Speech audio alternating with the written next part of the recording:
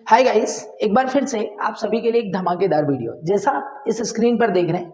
आज का video fully dedicate on if. Guys, one thing that I am going to tell you, in English communication जब भी if आता है तो ये अपने साथ कोई ना कोई कंडीशन लेके आता है। और जब इफ हमारे स्टेटमेंट में आता है अर्थात यदि या अगर, इसका हिंदी मीनिंग क्या होता है? यदि या अगर। जब भी ये हमारे स्टेटमेंट में आएगा तो ये अपने साथ कोई कंडीशन लेकर आएगा, और जब ये कंडीशन लेकर आता है तो इसमें स्पेशल रूल काम करते हैं।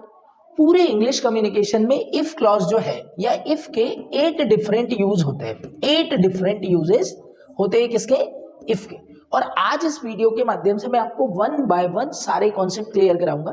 वीडियो जरूर थोड़ा लंबा होगा, पर आप सभी के लिए लाइफ लॉन्ग अपॉर्चुनिटी है। स्पोकन वाले स्टूडेंट्स के लिए, कॉम्पिटिटिव वाले स्टूडेंट के लिए, और हर वो लर्नर जो इंग्लिश कम्युनिकेशन को डेवलप कराना चाहता है उसको इस वीडियो को देखना बहुत आवश्यक है।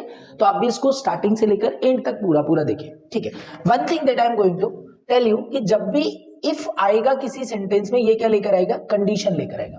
और कंडीशन जो होगी वो किसी एक सेंटेंस के साथ पूरी नहीं होगी। मतलब कि जब भी इफ आएगा तो ये अपने साथ एक कंपाउंड सेंटेंस लेकर आएगा। ओके, किसको लेकर आएगा? कंपाउंड सेंटेंस को लेकर आएगा। और कंपाउंड सेंटेंस में इधर जो कंडीशन रहेगी उस कंडीशन के आधार पर अगला सेंटेंस फ्रेम किया जाएगा।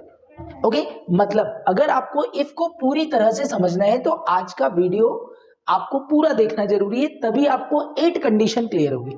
और इसमें से एक भी कंडीशन अगर क्लियर नहीं होती है तो इन दैट कंडीशन हम इफ से बनने वाले क्वेश्चंस को रॉन्ग कर सकते हैं और स्पोकन में भी प्रॉब्लम आएगी, ठीक है। तो ये चीज तो क्लियर हो गई कि जब भी जिस भी सेंटेंस में इफ आएगा ये कंपाउंड सेंटेंस को लेकर आएगा, अर्थात दो सिंपल सेंटेंस आपस में जुड़ेंगे और ये मिलकर कंपाउंड सेंटेंस बनाएंगे। इसके ए वाले पार्ट में कोई और रूल काम करेगा और बी वाले रूल में कोई और काम करेगा, पर इनकी पेयरिंग होगी कि ए सेंटेंस यदि ऐसा है तो बी ऐसा ही होगा। Let's learn with the help of examples. आइए एग्जांपल के माध्यम से हम फटाफट समझते हैं इसको, ठीक है। चलिए, अभी हम बात कर रहे हैं इफ के साथ फर्स्ट कंडीशन की बात करेंगे, और it is called the zero condition. क्या कहा जाता है इसको? Zero condition. जीरो कंडीशन क्या होती है कि यदि ए होता है तो बी होता ही है, ए होता है तो बी होता ही। और ऐसी स्थिति में गाइस दोनों ही स्टेटमेंट को हम काय में बनाते हैं? सिंपल प्रेजेंट में। मतलब हमारा सेंटेंस तो बिगिन होगा इफ से, पर दोनों सेंटेंस का कौन सा टेंस में ट्रांसलेट होंगे? सिंपल प्रेजेंट में। यदि ए होता है तो बी होता ही है। मुझे ठंड लगती है तो मैं कांपता हूं, मुझे भूख लगती है तो मैं खा लेता हूं, हम आग को छूते हैं तो जल जाते हैं। ए होता है तो बी होता ही है। तो दोनों ही स्थिति में क्या करना है? सेंटेंस को सिंपल प्रेजेंट में बनाना है। लेट्स सी एग्जांपल कि यदि लोग ज्यादा खाते हैं तो वे लोग मोटे हो जाते हैं। So if people eat too much they get fat. एक और एग्जांपल ले दिए कि यदि पानी 100 डिग्री पर पहुंचता है तो उबलता है। भाई 100 डिग्री पर पहुंचेगा तो उबलेगा ही उबलेगा। So if water reaches 100 degree it boils. Okay, तो दोनों को क्या में हमने बना लिया? सिंपल प्रेजेंट में। ओके, यदि आप आग को छूते हो आप जल जाते हो। If you touch a fire you get burned. If you touch the fire you get burned. यदि लोग नहीं खाते तो मर जाते हैं। Okay, if people die if they don't eat. People die if they don't eat. यदि हम हाइड्रोजन और ऑक्सीजन को मिलाते हैं तो हमें पानी मिलता है। देखिए कैसे, we get water if we mix hydrogen and oxygen. Yes, एक और एग्जांपल बता देता हूं कि if I feel cold I shiver. Okay, if you don't cover your mouth और nose while sneezing someone get infected by it. Okay, तो ऐसा ही होता है। तो ये हो गई हमारी इफ की पहली कंडीशन। अब आते हैं हम इफ की दूसरी कंडीशन पर। इसे हम बोलते हैं द फर्स्ट कंडीशन। क्या नाम है इसका? The first condition. इसमें क्या होगा कि यदि ए होगा तो बी होगा। यदि ए होगा तो बी होगा। ए होगा तो बी होगा। देखिए कैसे, यदि ए होगा तो बी होगा। जैसे मैं बोलूं कि यदि शाम को बारिश होगी तो मैं खेलने नहीं जाऊंगा, पर यदि बारिश नहीं होगी तो मैं खेलने जाऊंगा। ओके, यदि आप मुझे बुलाओगे तो आऊंगा, पर अगर आप नहीं बुलाओगे तो मैं नहीं आऊंगा। अर्थात अगर ए होगा तो बी के होने की संभावना है। ऐसी स्थिति में क्या होगा कि सेंटेंस को हम इफ से ही बिगिन करेंगे और पहले सेंटेंस को हम सिंपल प्रेजेंट में बनाएंगे और दूसरे स्टेटमेंट को हम बनाएंगे सिंपल फ्यूचर में। देखिए कैसे कि यह ऐसी कंडीशन है जो हो सकती है। लेट्स सी कि यदि बारिश होगी मैं पार्क नहीं जाऊंगा। If it rains simple present में बना दिया, I won't go to park, I won't go to park दूसरे को सिंपल फ्यूचर में बना दिया। अगला देखिए कि यदि आज मैं पढ़ूंगा तो आज रात को मैं पार्टी में जाऊंगा, मतलब अगर मैं दिन में पढ़ लूंगा तो मैं पार्टी में जाऊंगा। So if I study today I will go to the party tonight. आगे देखिए कि यदि मेरे पास पर्याप्त होगा तो मैं पैसा होगा तो मैं अपने लिए जूते खरीदूंगा, और नहीं होंगे तो नहीं खरीदूंगा। So if I have enough money I will go या I will buy some new shoes. आगे देखिए कि यदि ट्रेन आने में देरी होगी वो भी लेट हो जाएगी, क्योंकि वो ट्रेन से आती है, और ट्रेन देरी से आएगी तो वो भी देरी से आएगी। So if the train is delayed, if the train is delayed she will be late, if the train is delayed she will be late. और यदि मैं उससे मिलूंगा मैं उसे बताऊंगा, यदि मैं उससे मिलूंगा मैं उसे बताऊंगा। If I meet her I will tell her, if I meet her I will tell her. So hope so the second condition, it mean जिसका नाम हमने फर्स्ट कंडीशन दिया पर इफ का सेकंड रूल है। क्या ध्यान रखना है कि यदि पहली कंडीशन होगी तो दूसरी होगी, ऐसी संभावना है। अब हम बात करते हैं सेकंड कंडीशन की, और इसके लिए कौन सा रूल काम करता है। ये थोड़ा सा इमेजिनरी सेंटेंस होता है, इसको आप ध्यान दीजिएगा कि ये ऐसी कंडीशन है जो पूरी होती यदि पहली कंडीशन पूरी होती तो। पर यहां पर बहुत सारा इमेजिनेशन होता है कि यदि मैं लॉटरी जीतूंगा तो सारे पैसे आपको दे दूंगा, संभव नहीं है पर मैं बोल रहा हूं ऐसा। तो ऐसी स्थिति में क्या होता है कि सेंटेंस को फिर से हम बिगिन करते हैं इफ से, ओके, और पहले स्टेटमेंट को सिंपल पास्ट में बनाते हैं और दूसरे को वुड प्लस V1 के साथ बनाते हैं। पहले को सिंपल पास्ट में बनाते हैं और दूसरे को हम वुड प्लस V1 के साथ बनाते हैं। लेट्स सी कैसे, कि यदि मैं लॉटरी जीतता मैं कार खरीदता, पर मैंने जीती क्या? नो। खरीदी क्या? No. So if I won the lottery I would buy a car. यदि मैं मोदी जी से मिलता मैं उनकी तारीफ करता। If I meet Modi ji I would appreciate him, मैं उनकी तारीफ करता, आई वुड अप्रिशिएट हिम। यदि वह अमीर होती, यदि वो अमीर होती वो पूरी दुनिया घूमती, यदि वो अमीर होती तो वो पूरी दुनिया घूमती। If she were rich she would travel all over the world. यदि मैं पक्षी होता मैं हवाई जहाज की तरह उड़ता। If I were a bird I would fly like an aeroplane, if I were a bird I would fly like an aeroplane. यदि परीक्षा कठिन होती मैं परीक्षा पास में नहीं करता, यदि परीक्षा कठिन होती तो मैं परीक्षा पास ही नहीं कर पाता। If the exam was tough I would not pass the exam. और यदि मेरे पास उसका नंबर होता मैं उसे कॉल करता। If I had his number I would contact him. I think the second condition is also clear, जिसमें हमने थर्ड रूल पढ़ा कि यदि पास्ट में ऐसा कुछ होता तो बी होने की संभावना थी। अब हम बात करते हैं थोड़ा सा प्रैक्टिकल, और यहां पर हम बात करेंगे the third condition of if clause, the third condition of if clause. यहां पर क्या होता है guys, one thing that I am going to tell you कि द थर्ड कंडीशन ये कहती है कि यदि पास्ट में ए होती या होता तो बी होता ही होता। ये बात पक्की है। यदि तुम थोड़ा पढ़ लेते तो तुम पास हो जाते, तो भाई पास होने के लिए पढ़ना ही तो पड़ता। यदि मेरी बाइक में और पेट्रोल होता मैं 5 किलोमीटर और आगे चले जाता। यदि मेरे पास 100 रुपए और होते मैं ये खरीदता। मतलब यहां पर क्या दिख रहा है हमें? ट्रुथ दिख रहा है। तो ऐसी स्थिति में क्या होगा कि ये ऐसी कंडीशन है जो पूरी नहीं हुई क्योंकि पहली कंडीशन पूरी नहीं हुई। तो ऐसी स्थिति में पहले स्टेटमेंट को हम पास्ट परफेक्ट में बनाएंगे अर्थात हैड प्लस V3 के साथ, और इसकी दूसरी कंडीशन को हम वुड हैव प्लस V3 के साथ बनाएंगे। देखिए कैसे, कि यदि वह पढ़ाई कर लेती वो परीक्षा पास कर लेती, यदि वो पढ़ाई कर लेती तो वो परीक्षा पास कर लेती। तो if she had studied she would have pass the exam, okay, she would have pass the exam, okay. यदि मैंने ज्यादा नहीं खाया होता तो मैं बीमार नहीं होता, शायद मैं पेट खराब हो गया ज्यादा खाने से। तो in that condition if I hadn't eaten so much I wouldn't have felt sick. यदि हम टैक्सी ले लेते ना तो हमारा प्लेन नहीं छूटता। So if we had gone, okay, we had taken taxi wouldn't have missed the plan. अगला देखिए कि यदि वह जल्दी सो जाती तो वह समय पर पहुंच जाती। वो समय पर इसलिए नहीं पहुंची क्योंकि वो लेट उठी। तो in that condition you can say if she had gone to bed early she would have reached on time.